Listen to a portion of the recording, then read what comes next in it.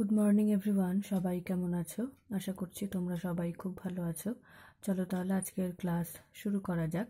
Today 28 December 2020, class 5, subject Bangla, বই বাংলা সাহিত্য পরিচয়। আজকে আমরা করব তোমাদের টেক্সট বুকের কবিতা কাজলা দিদি থেকে অনুশীলনী প্রশ্নোত্তর। প্রশ্ন নম্বর 5, নিচের শব্দগুলির বিপরীত শব্দ লেখো। এখানে যে শব্দগুলো দেওয়া রয়েছে এই শব্দগুলোর বিপরীত শব্দ লিখতে হবে। একটা করে দেওয়া হয়েছে একলা সকলে, জলে নেভে, তলে উপরে, জেগে ঘুমিয়ে, আসে যায়, ঘুম জেগে থাকা। 6 নম্বর, নিচের শব্দগুলির বচন পরিবর্তন করো। এখানে কিছু শব্দ দেওয়া রয়েছে, এই শব্দগুলির বচন পরিবর্তন করতে হবে। একটা করে দেওয়া হয়েছে ফুল ফুলগুলি, বুলবুলি বুলবুলিরা, ভাই ভাইয়েরা, ঘর ঘরগুলো, গাছ গাছগুলি, বন বনেরা, পুতুল পুতুলগুলি, পুকুর পুকুরগুলো, আমার আমাদের। এরপর প্রশ্ন নম্বর 7, নিচের বাক্যগুলি থেকে বিশেষ্য পদ ও সর্বনাম পদ চিহ্নিত করে পাশে লেখো।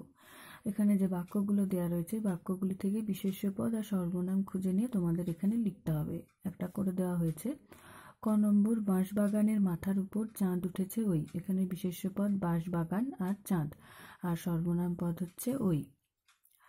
খ নম্বর, মাগো আমার শোলক বলা, কাজলা দিদি কই। এখানে বিশেষ্য পদ মাগো, শোলক, কাজলা আর দিদি, সর্বনাম পদ আমার।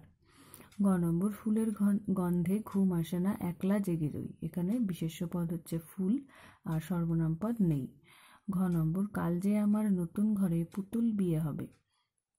এখানে বিশেষ্য পদ ঘর আর পুতুল, সর্বনাম পদ আমার। ঙ নম্বর, রাত্রি হলো মাগো আমার, কাজলা দিদি কই। এখানে বিশেষ্য পদ হচ্ছে কাজলা, রাত্রি, মাগো আর দিদি, আর সর্বনাম পদ হচ্ছে আমার। তো আজকের ক্লাসে আমরা প্রশ্ন করলাম 5, 6 এবং 7। তো এই উত্তরগুলো তোমরা বাড়িতে খুব ভালো করে পড়বে আর মুখস্থ করবে। এরপর আমি এখানে বাংলা বানান দিয়েছি, এগুলো অবশ্যই পড়বে। পার্শ্বচর, পয়াকার তালব্য শয় বফলা রেফ চ পয়শূন্য র পার্শ্বচর। উদ্ধৃত, হ্রস্ব উদয় ধয় রিকার ত উদ্ধৃত। স্তোত্র, দন্ত শয় তয় ওকার তয় রফলা স্তোত্র। অবস্থিত, স্বরেয় ব দন্ত শয় থয় রস্যি ত অবস্থিত।